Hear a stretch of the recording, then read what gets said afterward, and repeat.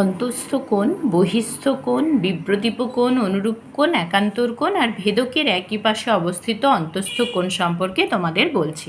ঠিক আছে, তো দেখো এখানে দুটো রেখাংশ এঁকেছি, এই একটা আর এই একটা, আর একটা ছেদক এঁকেছি। ঠিক আছে, তো একটা ছেদক দুটো আলাদা আলাদা বিন্দুতে ছেদ করেছে।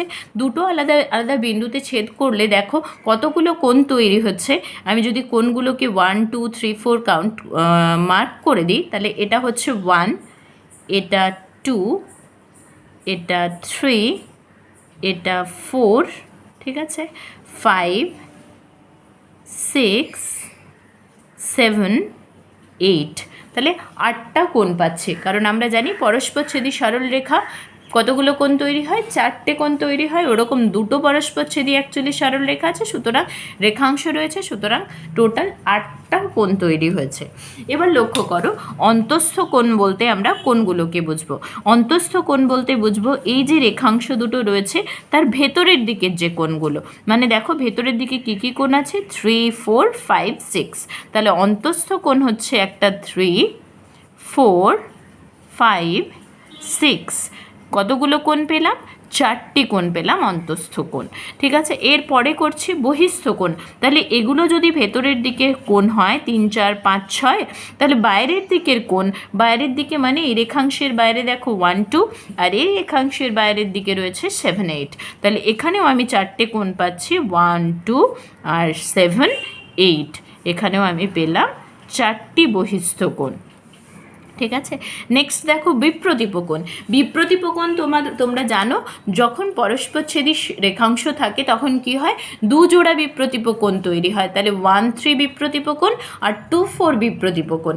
একই রকমভাবে এদিকেও এই দুটো রেখাংশের ক্ষেত্রেও 5 7 বিপ্রতীপ কোণ আর 6 8 বিপ্রতীপ কোণ। তাহলে কতগুলো কোণ পাচ্ছি দেখো, 1 3 একটা জোড়া, তাই সেমিকোলন দিয়ে আলাদা করছি। 1 3 হলো 2 4, 2 4 আরেকটা জোড়া। ওকে, নেক্সট 5 7, 5 7 আরেকটা জোড়া, আর 6 8, 6 8, তাহলে কতগুলো জোড়া পাচ্ছি, 1 2 3 4, এখানে 4 জোড়া বিপ্রতীপ কোণ পাচ্ছি। তোমরা জানো বিপ্রতীপ কোণ জোড়াগুলো, এই যে পেয়ারগুলো 1 3 সমান হবে 2 4 সমান হবে 5 7 সমান হবে 6 8 সমান হবে, কারণ আমরা জানি বিপ্রতীপ কোণ সবসময় সমান হয়। ওকে, নেক্সট অনুরূপ কোণ। অনুরূপ কোণ কোনগুলো দেখো, অনুরূপ কোণ হচ্ছে এইগুলো, যে 1 এই রেখাংশটার ওপরের দিকে কে আছে, এই রেখাংশটার ওপরের বহিস্থ কোণ হচ্ছে 1, একই রকমভাবে এর ঠিক অন্তস্থ কোণটা, ওপরের দিকের অন্তস্থ কোণটা হচ্ছে 5। ঠিক আছে, তো 1 আর 5 হচ্ছে অনুরূপ কোণ, 1 5 অনুরূপ কোণ। ঠিক একই রকমভাবে পাবো 2 6 আরেকটা জোড়া, 2 6। ওকে, নেক্সট দেখো 1 5 হলো, 2 6 হলো, 3 7 4 8 আরও দুটো জোড়া পাবো, 3 7, এগুলো হচ্ছে অনুরূপ কোণ, আর হচ্ছে 4 8। এখানেও কত জোড়া পেলাম, 1 2 3 4, তাহলে 4 জোড়া অনুরূপ কোণ পাচ্ছি। এবার আমরা দেখব একান্তর কোণ। একান্তর কোণগুলোর ক্ষেত্রে কি এরকমভাবে একটা জেড তৈরি হয়।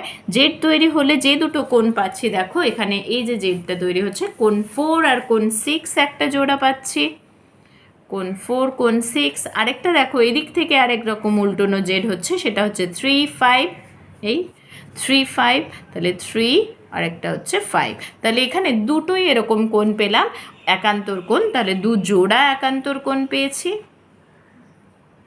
ঠিক আছে, এবার এটাতে একটু খেয়াল রেখো যে ভেদকের একই পাশে, এই কথাটা রয়েছে দেখো, ভেদকের একই পাশে অবস্থিত অন্তস্থ কোণ। আমরা অন্তস্থ কোণ 4টে দেখেছি, 3 4 5 6। ভেদকের একই পাশে অবস্থিত অন্তস্থ কোণ মানে কি, এই যে ভেদকের তাহলে দুটো সাইড পাচ্ছি, এদিকে একটা এদিকে একটা, তাহলে এই ভেদকের দুপাশে একই পাশে যদি অবস্থিত বলি, একই পাশে তাহলে 3 6 অবস্থিত, আরেক পাশে কে 4 5 অবস্থিত, তাহলে ভেদকের একই পাশে অবস্থিত কোণ একটা হচ্ছে 3 6 এই জোড়াটা, আরেকটা হচ্ছে কি 3 6 আর 4 5, 4 5, এটা কত পেলাম না, দু জোড়া পেলাম। ঠিক আছে। এবার একটা জিনিস খেয়াল করো, যদি এই রেখাংশগুলো আমাদের সমান্তরাল হয়ে যায় সেক্ষেত্রে কি হবে? সমান্তরাল হয়ে গেলেও আমরা জানি বিপ্রতীপ কোণ সবসময় সমান, সুতরাং বিপ্রতীপ কোণ সমান্তরাল হোক বা না হোক সমান হবে। অনুরূপ কোণগুলোর ক্ষেত্রে দেখো, এখানে যদি এটা 1 2 3 4 5 6 7 8 হয়, একই রকমভাবে অনুরূপ কোণগুলো পাবো কি 1 আর 5। অনুরূপ কোণ সবসময় সমান হবে, 1 5 সমান, 2 6 সমান, দুজনের সমান, 2 কোণ সমান 6 কোণ, 3 কোণ সমান 7 কোণ, আরেকটা ছিল 4 8, তাহলে 4 এর সাথে 8 এই দুটো কোণের মান সমান হবে। যদি সমান্তরাল সরলরেখা হয় সেক্ষেত্রে অনুরূপ কোণগুলো সমান হবে, একই রকমভাবে একান্তর কোণগুলোও সমান হবে। আর ভেদকের একই পাশে অবস্থিত যে অন্তঃকোণ মানে 3 আর 6, আরেকটা হচ্ছে 4 5, এই দুটো জোড়াগুলোর সমষ্টি মানে 3 কোণটার সঙ্গে যদি আমি 6 কোণটা নেই, ভেদকের একই পাশে অবস্থিত কোণদ্বয়ের সমষ্টি 180 ডিগ্রি বা 2 সমকোণ হবে। একই রকমভাবে যদি আমি 4 5কে নিই, 4 কোণ প্লাস 5 কোণ এরা মিলেও 180 ডিগ্রি হবে, শুধুমাত্র সমান্তরাল সরলরেখা হলেই।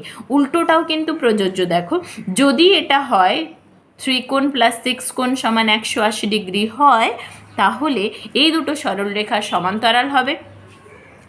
একই রকমভাবে যদি 4 কোণ প্লাস 5 কোণ 180 ডিগ্রি হয়, তাহলে এই দুটো সমান্তরাল সরলরেখা হবে। আবার একান্তর কোণগুলো যদি সমান হয় তাহলে এই দুটো সমান্তরাল হবে, আবার অনুরূপ কোণগুলো যদি সমান হয় তাহলেও এই দুটো সরলরেখা বা রেখাংশ সমান্তরাল হবে।